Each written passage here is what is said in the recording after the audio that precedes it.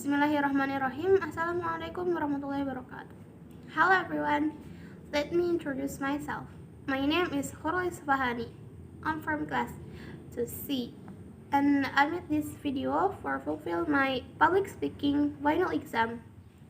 Here I want to tell you a story about Roro Jonggrang Temple.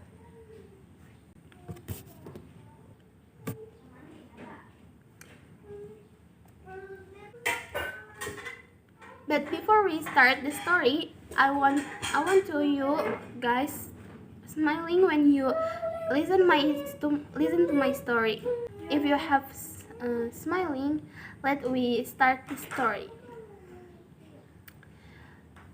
Maybe you have heard the story about Roro Jonggrang temples very often.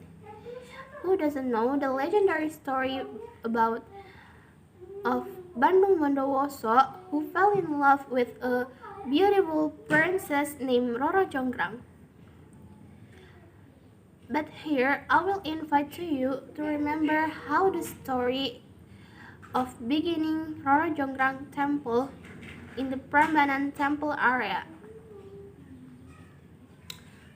So once upon a time, there was a prince named Raden Bandung Bondowoso, the son of Prabu Damar Moyo, a king of Pengging Kingdom. Raden Bandung Bondowoso was strong and powerful. He was also a fine soldier and commander which always led his army won in every battle. It was why Pengging became powerful and prosperous kingdom. Not far from Pengging Kingdom, there was another kingdom named Kraton Boko. Kraton Boko kingdom was ruled by a king named Prabu Boko and his minister named Patih Gupalo. Both of them were giants who ate men. Even though Prabu Boko was a giant, he had a very beautiful daughter named Roro Jonggrang. One day, Kraton Boko kingdom wanted to attack the Pengging kingdom. Prabu Boko wanted to expand his kingdom territory to make his kingdom more powerful and prosperous. Prabu Boko and Patih Gupalo, together with whole soldiers, marched to the Pengging kingdom. However, Raden Bandung Bondowoso had prepared his army to defend Pengging kingdom. The huge battle between Kraton Boko and Pengging couldn't be stopped anymore. Raden Bandung Bondowoso was fine soldier and commander, not only strong and powerful, he was also smart in making a strategy to win the battle. Because of Raden Bandung Bondowoso strategy, the battle ended quicker than predicted. Kraton Boko's army was concerned and annihilated. Prabu Boko was also died in the battle. Seeing his army was losing the battle, Patih Gupalo and the remaining soldiers retrieved from the battle and ran back to Kraton Boko. However, Raden Bandung Bondowoso knew it. He then decided to hunt them down to the Kraton Boko and caught them. As he arrived in the Kraton Boko, Patih Gupalo told everything to Princess Roro Jonggrang, including her father's death. He also told her that Raden Bandung Bondowoso would come and destroy Kraton Boko. Roro Jonggrang was sad, but she needed to make an action to save her kingdom. Raden Bandung Bondowoso finally arrived in Kraton Boko not long after Patih Gupalo. When he wanted to destroy Kraton Boko to draw out Patih Gupalo, Roro Jonggrang showed herself in front of Raden Bandung Bondowoso. Roro Jonggrang begged him to stop. Raden Bandung Bondowoso stood still. He had never heard beautiful voice as Roro Jonggrang. He looked at her, and her beauty touching his heart. He soon fell in love with her. Stop it, enough. Please don't destroy this kingdom. You have killed my father. Should it be enough? Please end this war. I promise I will take no revenge, cried Roro Jonggrang to Raden Bandung Bondowoso. You are Roro Jonggrang, the daughter of Prabu Boko, aren't you?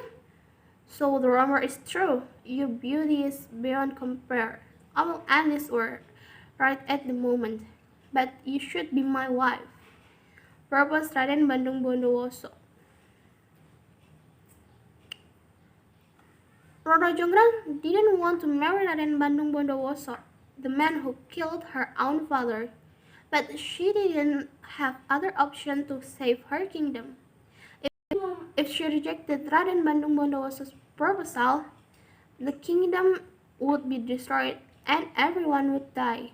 But if she accepted the proposal, she would live her whole life with the man who killed her father. She thought for a while and came out with an idea.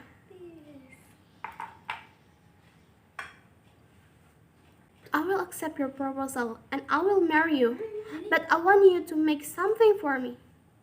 I want you to make a well and 1,000 temples within a night. If you can't finish it, I promise I will accept your proposal, promised Roro Jonggrang to Bandung Bondowoso. Raden Bandung Bondowoso couldn't reject it. He had fallen in love with her. With all his strength and power, he summoned genies to help him. He started to make a well, then continued to make 1,000 temples. He worked so hard, he was sure he could finish them even before dawn. Worried that Raden Bandung Bondowoso would finish the work, Roro Jonggrang orders girl to pound rice and burn stubbles in the east as a sign that the morning had come. Raden Bandung Bondowoso surprised. He felt it was not morning yet. He stopped his work and counted the temples. The total temples made were only 9,099 temples. Roro Jonggrang was happy, but Raden Bandung Bondowoso couldn't finish his job, so she rejected Raden Bandung Bondowoso's proposal. Raden Bandung Bondowoso smelled something. Roro Jonggrang was happy. Raden Bandung Bondowoso couldn't finish his job, so she rejected Raden Bandung Bondowoso's proposal. Raden Bandung Bondowoso smelled something fishy. He believed that it was not morning yet. Knowing Roro Jonggrang lied to him, Raden Bandung Bondowoso was mad. He was mad because Roro Jonggrang did not appreciate what he had done. And really, he cursed Roro Jonggrang into a statue to complete his work. Roro Jonggrang then transformed become a stone statue that remained in Prambanan site for now Central Java. So the lesson we can take from the story is, from Roro Jonggrang's side, we can take a lesson that is not to lie or deceive people, because if we do that, it will backfire for ourselves. If you really want to refuse, it's better to say no from the start in a good way, so that Bandung Bondowoso can accept the reasons by Roro Jonggrang.